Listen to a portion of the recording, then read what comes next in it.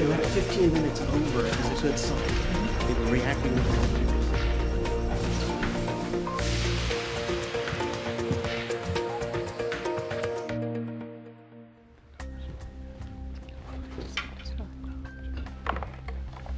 Mr. Bremer, as you know, this committee is tasked with finding the team and the city best prepared to receive funding and considerable attention for their program.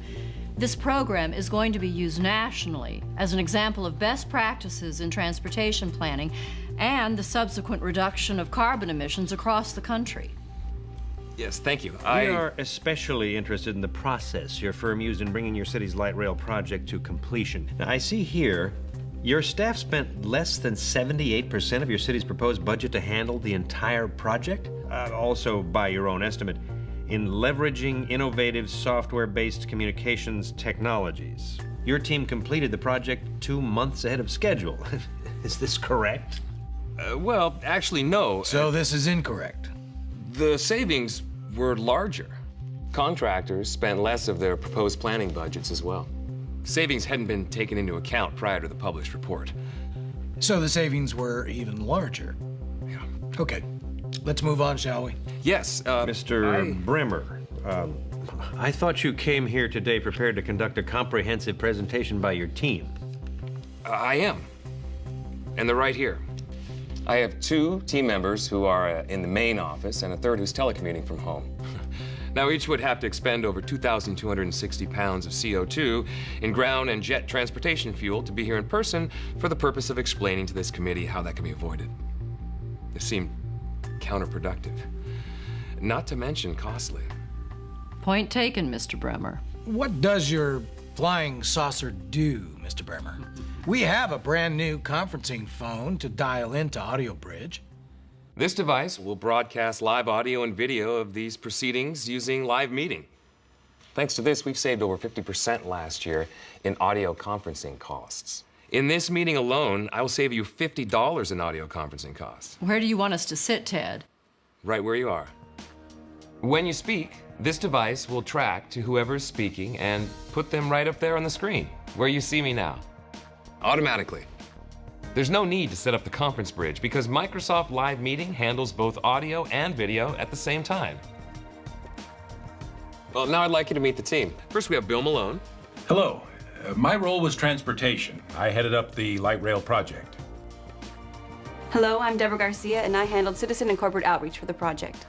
Hi, everybody. I'm Don Richardson, working from home today, and I handled the technical support, planning, and development for the project. All right, Bill, you're up. The whole conventional timeline for the light rail project, planning right through construction, was cut in half because of the same technologies we're using here today. Now, this was used throughout our project with our planners, vendors, and contractors. And also, beyond live meeting, we used our ability to share our desktops through Office Communicator. Now, because we are federated with cities and their contractors, red tape and the general bureaucracy of getting approvals and permits was pretty much kept at a minimum. Decisions on zoning and blueprints were made in real time because everyone was working from the same page. See, human lag is the #1 reason why projects such as these run behind schedule. I've prepared a little demo on how I would use desktop sharing in these situations. Now, first, I'd find availability of my team using presence. Here's my guys. Now, they're green, which means they are available, and I can contact them in a variety of ways. But here I choose I am, and then move them to voice. Here's where it gets really interesting. Bill can have as many as 10 people seeing what's on his desktop, and he can have any of them be able to control what the rest see. Oh, look, Bill's given me control of his desktop. Exactly.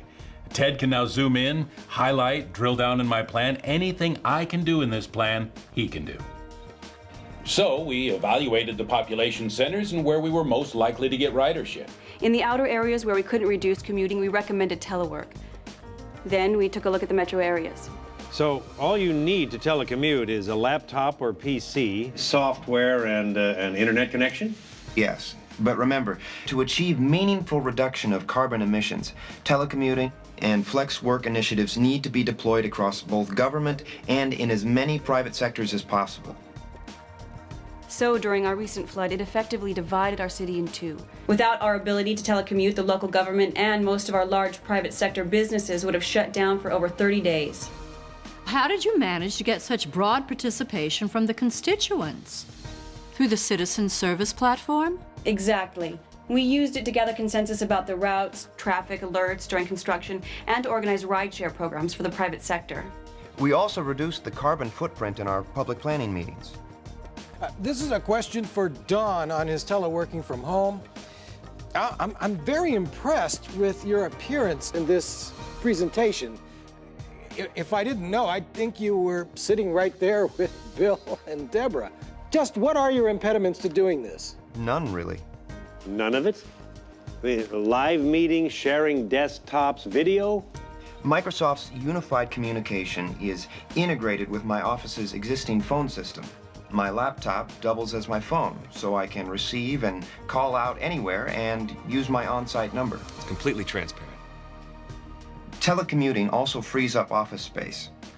If any available office can be instantly repurposed for any on-site employee, then you can free up the space for other needs. Instantly repurposed? Here, look. With programmable phones, an employee finds any phone, punches in their code, that phone becomes their phone, complete with their contact lists, everything. I want one. I want 10. Well, I have no further questions. Thank you. Call exchange. Welcome. You're connected to Microsoft Exchange. Email. First, an unread message from Oversight Committee. Question: when can you start?